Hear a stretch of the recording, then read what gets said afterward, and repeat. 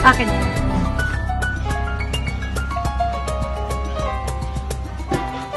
Ay, ang sarap.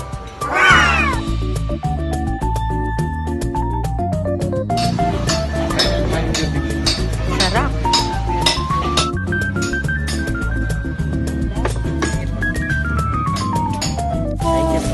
Parang pang scrub sa katawan. Pwedeng sa car, i-open mo lang. Deodorizer. Oh, thank you. Thank you.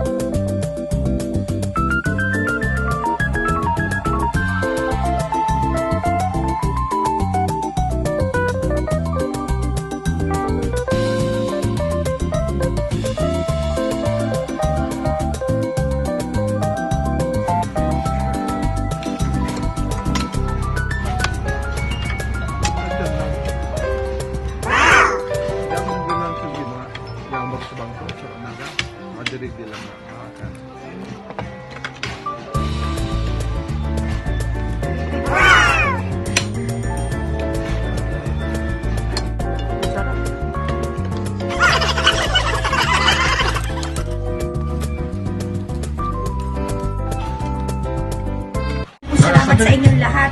Pag napapunta po kayo dito sa Bicol, talang po kayo sa Arco Diez. Napakasarap po ng coffee. Tingnan nyo. Coffee nila talagang ito at napakagaling ng barista nila. Ang ambience, super ganda. At salamat po sa kanilang bigay sa akin na pang-exfoliate ng skin. Siyempre, si Mami Flo kailangang bonggang-bongga din ang kutis, di ba? From Dirt Coffee Grounds. Tommy Almendral at sila po ang may-ari dito. You want to say something, sir? Ito po ang batang-batang may-ari ng Arco Diez at invited mo naman sila. My name is Tommy po, and if you're visiting Bicol, try visiting Arco Diez Cafe. Happy New Year to everyone. Shot. Parehas po kami. Love sa coffee. Okay. So, at ikaw pa rin yung isa pang barista, ano? Ikaw ang barista din, isa pa. Ikaw yung gumawa ng coffee ko kanina. Napakasarap ng coffee mo. For example po ito, coffee na to. This is from Sagada. Sagada, okay. From Bukidnon. From Bukidnon. May Iba-iba. iba-ibang origin po, iba-ibang lugar kung anong... So, how much is that?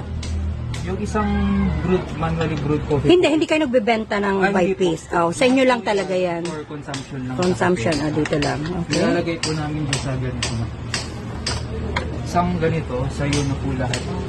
So, kunwari ay to share, pwede rin. Yes, pwede rin po. Pwede siyang bibigyan namin kayo ng mga paso. Mhm. Isang picture, mga 300 ml of water lang po yan ng coffee. So, yung usually mga customer po namin, tinatanong nila kung anong taste notes. Mhm. Kasi ang coffee may iba-ibang lasa. Mhm. For example, ito po. Yung lasa niya, lasang nuts and chocolates, molasses. Okay. Ito naman po, lasang berries. Berries. Wow, okay. Tinatanong namin, ma'am, yung customer kung anong gusto nyo sa kape. Kung Kasi fruity, ako, personally, I'm a coffee lover too. Pero wala ako, dahil nga, syempre, hindi, ngayon uso yan eh. Opo.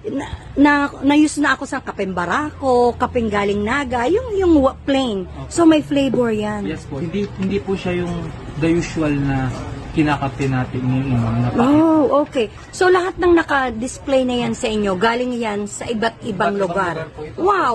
Yung nasa taas, ang galing yan, yardstick na yan. Eto. Oh, From Colombia, Colombia, Philippines. Philippines. Mga po ito. Ito Locally naman made. po from Africa. Africa. Isang coffees. Tapos ito po, Panama. So, paano meron din kayo mga tea para naman sa mga oldies but goodies? Yung tea po namin, ma'am, yung parang nandun po. Okay, ito imported to eh. Dilma, okay. Dilma. Yan po yung mga tea namin. Mhm. So, yung focus po ng cafe is specialty coffee. Coffee type Sabihin po na, we serve coffee na transparent. transparent. Ginagawa nyo talaga. I mean, meaning po yung kape namin, ma'am, alam mo kung saan galing. Saan galing? Oo. Sino yung nagpagaling, sino yung kung paano siya hinarvest. Mhm. For example, ito din po. Ano to? Description yung blend ng kape namin. Mhm. So ito po, makikita mo din yung origin, kung saan siya galing, kung sino nagpagaling. Taray naman. Ang galing nyo naman. By the way, if you don't mind, sino nakaisip ng concept na ito? Ako po, ma'am. Ikaw din. Yung originally, dapat coffee lang po. Mhm. Yung food, alam mo yung sa journey ng pag-open namin, Mhm. parang to follow na lang yung food. Dati, To follow, coffee lang po talaga. mhm. Wala pa masyadong food. So, hindi naman po lahat magkakape lang. Mhm. Gusto rin may makain. Tama, tama. Parang inano na po. At saka ang linis dito, ang ganda ng ambience, at saka ang sarap ng pagkain. First time ko makakain ng masala, napakasarap. Chicken masala, at saka ang inyong mga sidings, napakaganda ng presentation. Kasi minsan yan lang din ang binabayaran ng mga tao, di ba? Minsan presentation, syempre kasama na doon yung lasa. Pero madami na talaga, lalo na ngayon, inain ang coffee, talagang ire-recommend ko to. Batiin mo naman ang iyong mga mga family. Hello po sa family ko. At inviting nyo rin siya dito, pumunta at Punta po kayo kumain. dito. Ano pong oras ng open nyo? Ano po, Wednesday to Sunday from 7 a.m. to 8 p.m. Ano po ang day off nyo? Wala pong trabaho? Ano po, every Monday and Tuesday. Okay, thank you, Ate. Thank you po.